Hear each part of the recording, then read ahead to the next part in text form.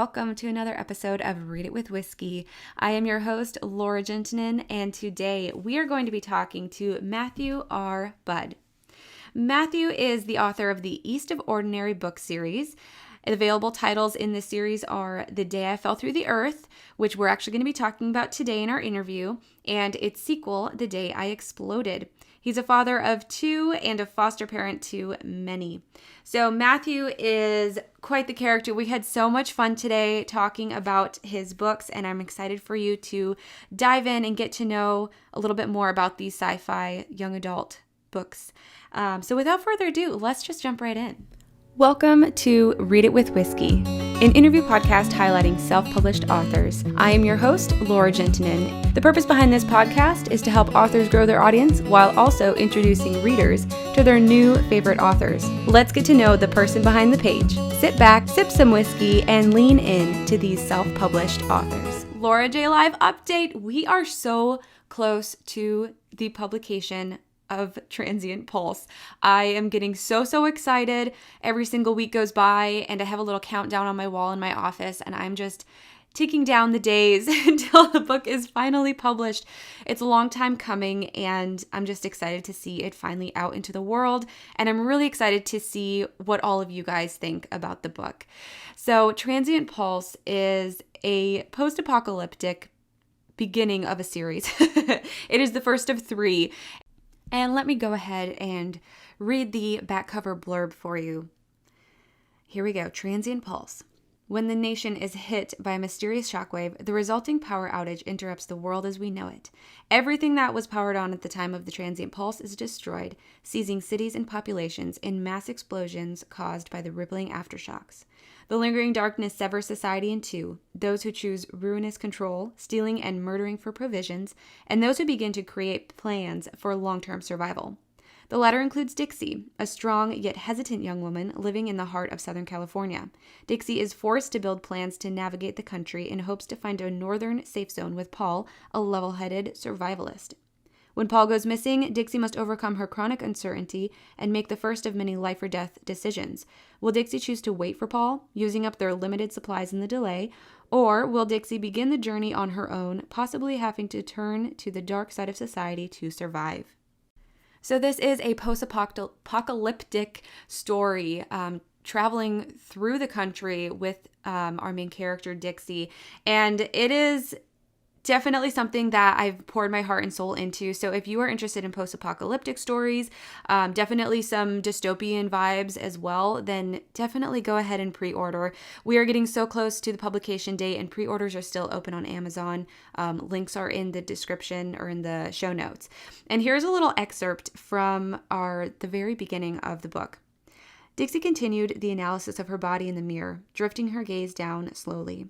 She strained to flex her arms as her eyes followed the faint blue veins, the streets on the map of her existence. She saw her fingernails, broken and filled with dirt. She was surprised to see how her body had narrowed, though it had still held the muscles she had worked so hard to build.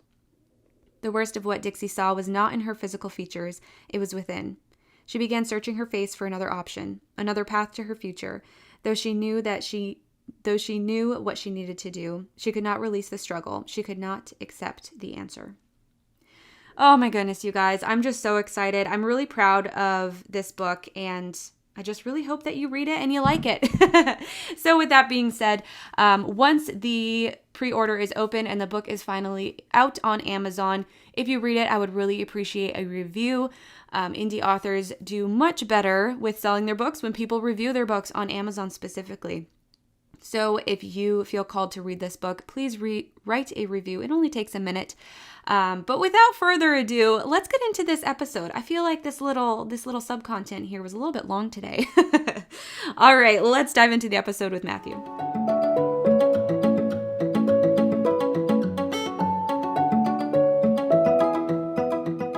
All right, Matt, hello, and welcome to the Read It with Whiskey podcast. How are you today? Hi, I'm good. Thanks for inviting me on. Yeah, I'm excited to have you here. I read your book, The Day I Fell Through the Earth, and we're going to dive into that.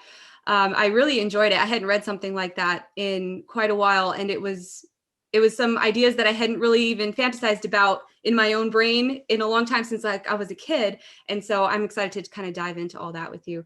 But before we get into all of that, can you tell our listeners why you decided that you had to be a writer? Why did you decide to become an author? Okay, well, I'm glad you enjoyed it, first of all. But the reason I decided to write, it was one of those bucket list things. I started writing this. I was just on the verge of my 30th birthday, and I made a whole bucket list of things that I wanted to accomplish. Some other things were to travel out of the country I had never done, so I took the family on a big trip. Compete in an MMA fight. That was another big one that I crossed off the list. And then writing a book. So I didn't have the idea yet. I just knew that I wanted to write something. So that's kind of where the original idea came. For this specific story, I was staying at a hotel, and I got for a business trip, and I got the newspaper, and it had this article. This Canadian scientist had won a Nobel Prize for his work with neutrinos, which are basically, I'll try and explain it in not dull as possible, but basically when a star explodes, all those little bits and particles, like invisible particles of the star, get scattered throughout the universe, and they go through us. Like, even if you hold up your hand, there's billions of these neutrinos, like these pieces of exploding stars, going through you at any given moment. And that idea just kind of blew my mind. And then I started to think, like, from a kind of nerdy comic book sense of, okay, what if you could harness all this energy from these invisible particles of these exploding stars? And that's kind of where the first spark of the idea came. I love that. It's such I had never heard of neutrinos to start with. And then as I was reading through your book and then looking through the notes for recording today, I realized that it's an actual thing. I just thought you had just popped that out of your brain. And yeah, so I wish I was that creative. Yeah. No, that's so cool that it's based off of real science. Obviously, I don't think the superpowers are going to be in reality right now, but it's definitely an interesting concept to think about. And also, you have two daughters. And how Yes. old are they? They are 13 and 15. 13 and 15. So they were a little bit younger than that. Yeah, when I you guess were I started writing this. this about 6 years ago now. So yeah, so Okay. they're quite a bit younger, and they were obviously a huge inspiration. Trying to find stories to read to them, I was having a difficult time where I found the female protagonists in the stories were always kind of like the serious, like grit your teeth and get it done, or like scolding the boys for having fun kind of characters. And that kind of bothered me because it wasn't at all real to what I was seeing with my own daughters. I felt like they should have someone who's a little unsure of themselves, or kind of a sarcastic or smartass, like Eleanor in the story. Yes, I love Eleanor's her whole personality and everything, and it reminds me of my niece Evelyn. And so I thought it was ironic that your character's name is Eleanor, an old school name, and then my niece was Evelyn, and her demeanor is so similar to Eleanor's demeanor. So I really got a kick out of that. I had like a personal that's good. connection. Yeah, she'd relate to that. Yeah. Oh yeah, I know. I'm gonna be sending this book to her because I think she'd really like it. Oh, thank you. Yeah. And so, okay, so now for our listeners, so they can kind of get an idea of more what the book is about. Can you tell our listeners what The Day I Fell Through the Earth is all about? And then there is a second book, so you can kind of tie in the second book and what the whole series encompasses too. Okay, so The Day I Fell Through the Earth is about this young girl, Eleanor East, and she discovers that she has these powers from the neutrinos lying dormant, because the neutrinos enter everybody, but in this version of the world, some people can learn to tap into those neutrinos and then use them to get superpowers, whether it's running at super speeds, or walking through walls, or shooting energy blasts from their hands. So Eleanor she's a teenager now. She thinks she's 15. In the first book, she has no idea that she has these powers, but this secret organization finds out that she does and recruits her. And what makes her journey, I thought, interesting is that she's not a heroic type at all. She's kind of just like lazy, wants to kick back and just hang out alone and watch Netflix and just kind of binge on the couch. So she's not the heroic type, and not an adventurous type, which I thought was a different idea than than people who are usually, so eager to go on these adventures. Yes, I love that. And so that's the first book, and she kind of finds out that these special powers are in the world. So then going into the second book, where does it go to? Obviously, we don't want to give spoilers for the first book. We want people to read it. But I'm just curious myself, what does the second book encompass then? So without giving too much away, in the second book, she learns that she's even more powerful than she initially thought, and she starts to get, I guess, a little cocky with it. It starts to go to her head, and then there's some of the other side characters that relates to kind of their journey that they hit at the end of the book, including some things with the villain that, again, I don't want to spoil, but all of that grows and accelerates and branches off into different ways in the second. And then there is a third that I have entirely mapped out. It's just going to be finding the time to write it down. Right, exactly. And that's the hardest part, is getting the time in to actually get the book written. And that's actually something that your readers have been asking you, is how do you have the time to write? So can you share with us what that process looks like and how you actually have that time? Yeah, I do get that question a lot, for people asking or saying, "Oh, I wish I had the time to do something like that." And it was just making the time. I work full time, and having a family and extracurriculars and everything else that goes along with that. So what I would do every morning, I'd wake up at 5 a.m. and I'd have from 5 a.m. until 7 a.m. where the house is quiet, and I could just write and get my thoughts out. And I kind of like that morning time. It's almost like I'm still just kind of daydreaming and just getting my ideas down until the day starts and I go off into the real world. Right. That daydreaming, that moment between your real dreams and then your reality, where all the creativity is sparked. That's the same for me. I get up early, and that's when I do my best work too. Yeah, okay, that's good. Yeah, I tried writing at night, and I'm just brain dead by the end exhausted. of the day with everything. It's like, no, I'll just that's when it's time to just turn on the TV and shut down. Right. And so you are writing on your free time. So what do you do for full-time work? What are you doing for I work in public health. So, if we go back before the pandemic, it was a nice, stable 9 to 5 job, weekends off. I come home not too tired. It was a good balance. I had lots of time to write. I'd write on my lunch break, and then in the mornings, like I said. But since the pandemic started, the COVID response, it's ever changing, and takes up the majority of my brain power. So my writing's taken a little bit more of a backseat than I'd like it to lately, but here's hope that things are starting to slow down a little bit, and I can jump back into it. Yes, for sure. Definitely want to jump back in. And so you said you have a third book in the works outlined, but you are also working on a screenplay. So share a little bit more about that.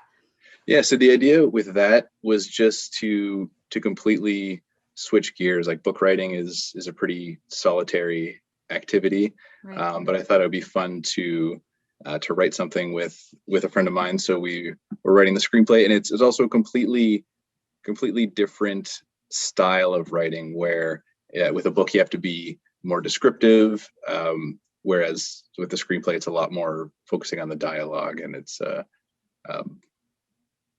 just completely different mental energy using to, where that one we were kind of making it more of like an R-rated comedy, whereas this book is more accessible for all ages. So it was just nice to work those different creative muscles.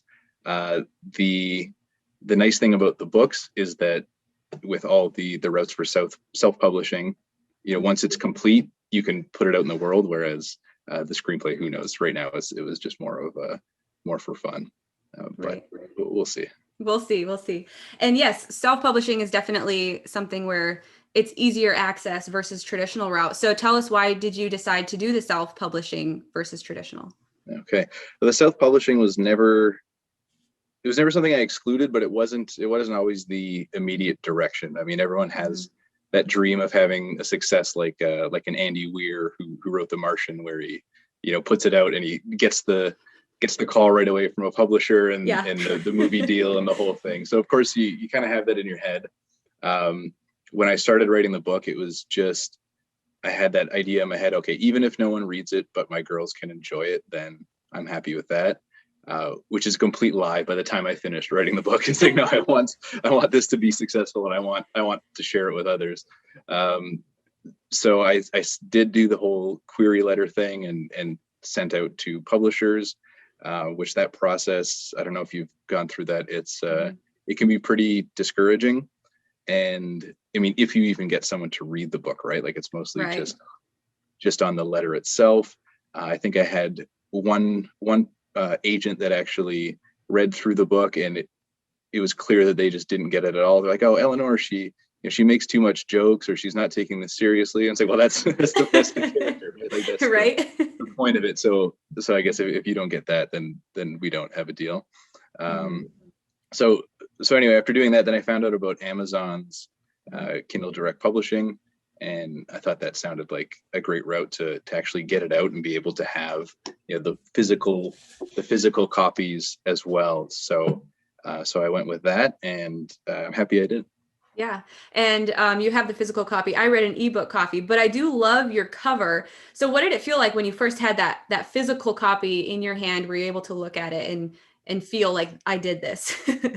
Yeah, it was a really weird feeling. It did feel like that sense of accomplishment. And my wife actually filmed me when I opened the package and held it. And I didn't really say anything, but I was looking at it and taking it in as, you know, this is years of hard work that's now a physical thing that can be on the bookshelf with other things that we enjoy reading. So that was pretty neat. For the cover design, I described it to my daughter years ago, and then she drew it with like pencil, crayon, and markers, and she did the kind of an outline of the cover, and I kept it with the early drafts of my book. And then she's into artwork now, and she uses her iPad and like has all the software to do that. So then I had her do like a more advanced mock-up now that Right. you know, years have gone by and she's got the skills.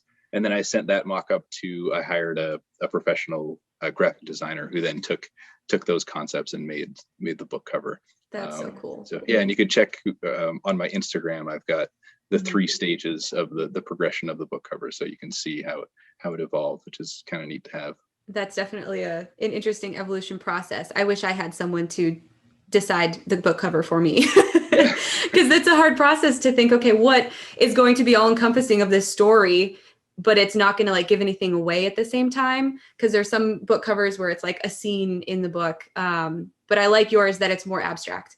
I like the concept behind it. So, yeah, thanks, Sam. Sorry, go ahead. Oh, that's all. Okay. So let's go a little bit more into specifically the book. Let's get into like more of the character dynamics a little bit. So I loved all of these characters. I feel like they were really real, and I like that they were all a little bit different in their own quirky little ways. But something I really enjoyed was the main character, Eleanor.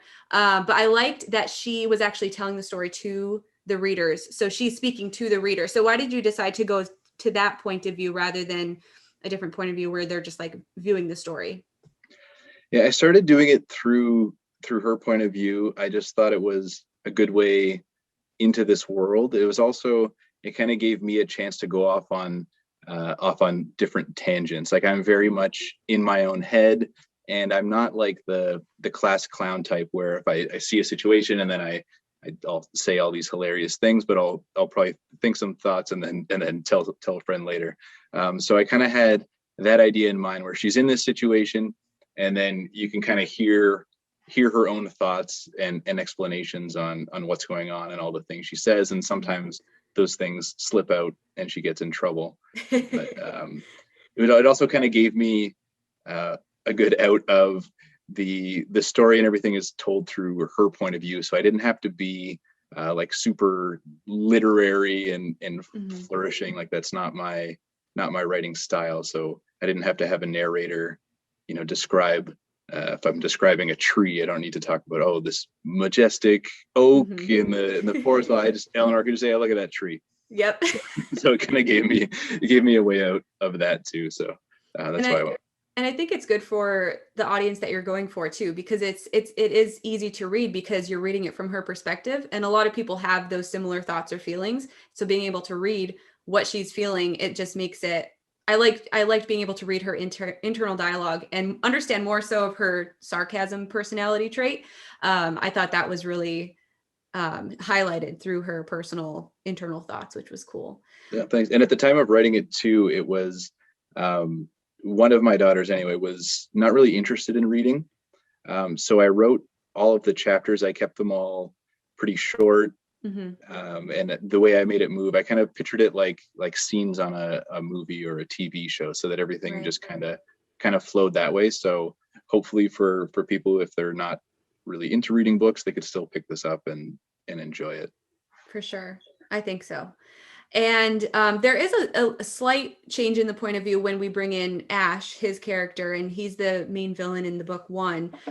So, what was it that prompted you to have his side of the story told? So for Ash, and Ash is just told kind of traditional third person Mm-hmm. narration when his story is going on. That was just to give different perspective. I thought it might get, as much as I love Eleanor, I didn't want the readers to get exhausted if it was just Eleanor, kind of going through her story the whole time. So I wanted to show the contrast of, the lighter, not taking it too seriously side of Eleanor versus Ash, the main villain, and his like it gets much darker in Mm-hmm. those chapters, and he's more intimidating. So I thought it would be a nice contrast. Again, looking at it like movie scenes where you have these kind of funny moments, and you get to ride that, and then you get to be pulled back into the gravity of the situation. So that was my idea with that. And I was only going to do one or two scenes with Ash Mm-hmm. just to kind of have something in the background, but I enjoyed writing them so much that I made it every pretty regularly. Every 4 chapters, then you get a view into Ash. Yeah, I really liked his views because it played up on the trope of evil versus good, dark versus light, and obviously Eleanor is the light. She's the heroine of the story. And so when it went to Ash's side of the story, there were times where I was like, "Whoa, that was really dark." And it kind of did. It gave it that serious tone to her comedic tone or sarcastic tone. I think you did that really well, and it wasn't too much or too little. So I really enjoyed it. Yeah, thank you. Hmm. And so yeah, the 2 points of views, and then you actually just mentioned this, and I was going to ask you this: who was your favorite character to write? So was Ash your favorite character? He was one of them. The character I actually loved writing the most was Agent Wolf, Mhm. who he's like this gruff macho guy, and I kind of wrote him. He's like the guy that I wish I was, but I'm not at all. He's like just this stern, tough guy, and he was always fun to write. Especially again, he was kind of Eleanor's mentor in the story, Mhm. and having him play off of her and having to put up with her antics. I think that was my favorite character to write. Yeah, it was fun to read too. I really liked Agent Wolf. He kind of reminded me of the Wolverine type character in the X-Men. And speaking of, when you were writing, I know some authors do this where they picture the characters in their mind. Do you picture actors playing the characters when you're writing, or do you have something made up?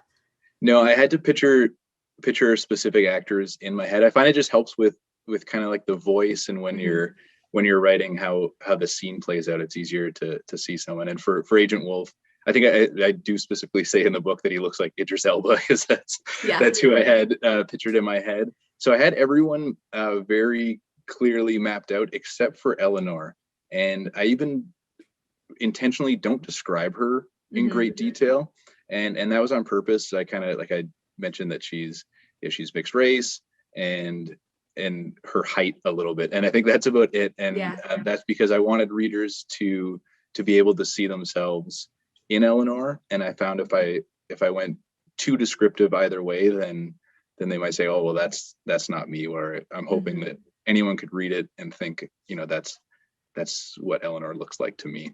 Yeah, I really liked how you kind of opened up the story to be perceived as the reader is themselves, like you just said.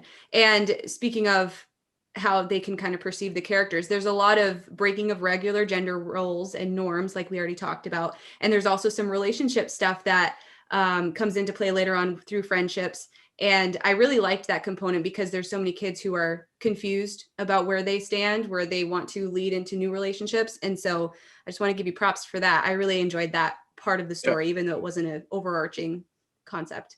Yeah, thanks. Yeah, and something I didn't want to like hit people over the head with, but Right.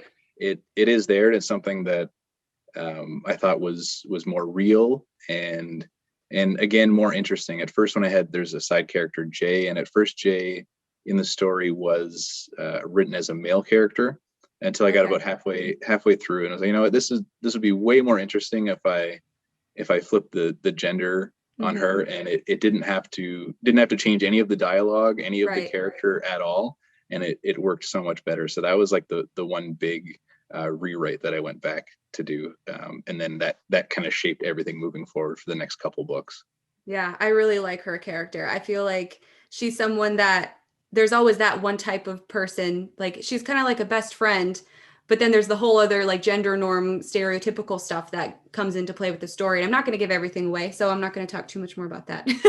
Okay. But yeah, I want to see what's going to happen next in book 2 when it comes to that concept of the story, because obviously there's the overarching good versus evil that's going to continue on, but the relationships, I'm eager to see what's going to happen. And then we had Ben and Maria, and they were 2 other people who have these powers. And then Carl. I really liked Carl because he was just great. So tell me, where was he inspired from? So Carl was inspired by Carl Reiner, the actors from tons of things, but Ocean's 11 specifically is what I was thinking. Like his character, like a little bit crotchety.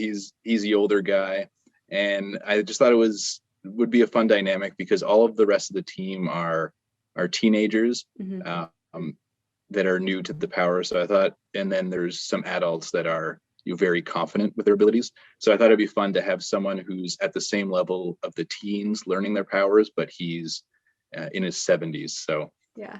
So that was just fun to play with. Just again those age dynamics and keep things a little fresh with the dialogue interactions. I love it. I think he was one of my favorites. I mean, I liked all of them. So, all right. So, and lastly, when it comes to your book specifically, there's a big part of it where it's set in the South Pole, and what inspired, I guess, the location choices that you chose for the main events? So that was inspired when I was doing research on neutrinos. So that was kind of the first step was trying to find out exactly what was known about the actual science of neutrinos. And there's a lab called IceCube, which I used as their secret lab or secret base of operations. So there's a lab in the South Pole called IceCube that has the technology to track neutrinos. So this is an actual place. Obviously, I embellished it and a little bit, give it a fictional spin. But yeah, it's based on an actual research center where they study neutrinos. So that's for the South Pole. And then it also, again, when looking at it, okay, this is a little different instead of, it's not something you see all the time. Right. I like that. I did not know it was based off of a real place. Now I'm intrigued. I'm going to go do some research. Okay. All right. Well, I'm so excited about everything that I learned from you about this specific story, and I'm excited to jump into the next one. But it wouldn't be Read It with Whiskey without talking about whiskey. So what is your favorite whiskey to drink? When I do buy whiskey, it's Canadian Club. I like their 1858 brand. All right. I love it. I've had that one. It's good. Nice Nice and smooth. Yeah, all right. And I always wanted to be like the cool noir detective that comes home from work and drinks the whiskey, but that's not me. Now I got to pour ginger ale in it and drink it like my grandma did. So. I love it. Whiskey and ginger. That's good though. Yeah, I like it. It works. Yeah. It works. All right. So tell our listeners, where can they find you? Where can they find your books? And where can they follow along with your process moving forward? Okay. So you could find the book on Amazon for the either digital or like softcover version. The book is also available on Audible and on iTunes, which was also a really fun experience. And almost the same feeling as holding the physical book and listening to the narrator, this woman named Brogan Werder, who did an amazing job on it. So you could find that on Audible or iTunes, and you could find me on MatthewRBudd.com, and all of my social media is also Matthew R. Budd. So Instagram, Twitter, I don't use too often, Facebook. But anyway, it's out there. All right, Matt. Well, thank you so much for being on the podcast. And thank you for having me, and thank you for having this podcast, because I'm sure I'm not the only author that feels this way, where a lot of authors are kind of introverted weirdos like myself. And when it comes to promoting the book, which is the complete opposite of isolating and writing the book, then it's a challenge. So it's nice to have a platform like this to get the word out. So thanks. Thank you. Yes. And yeah, that's the point, helping people find new authors, helping authors find their audience. So I'm glad that you're enjoying the podcast too.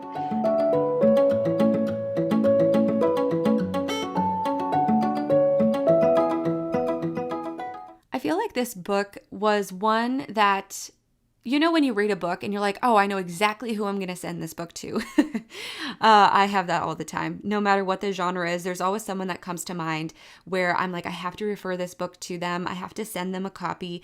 And that really does help our indie community. Self-publishing books is not easy. It is a business in and of itself. So if you ever find a book that you really resonate with, or that you think someone else would really relate to, go ahead and buy an extra copy and send it to them. It really helps out the authors. It helps us grow our business, and it helps the people that you send the book to, because then they can read it. So this is a book series that I'm going to be sending my niece Evelyn, and I really hope she enjoys it. And I really enjoyed it. Obviously, you heard the interview, and I'm excited to read the next book by Matthew. So thank you so much for being here in this episode today. And next week, we are going to be talking to Sagan Morrow. She is an author of a 9-part series called the Polyamorous series, Polyamorous Passions, and her books are novellas, so they're a little bit shorter, but they are full of really, really great content. And the book we're going to be talking about is Her Bad Idea. It is a fake relationship trope, enemies turned lovers type. It is romance. So if you're interested in romance, or if you're curious what polyamory is, then I would definitely say jump into this episode next week. Until then, we'll talk to you soon.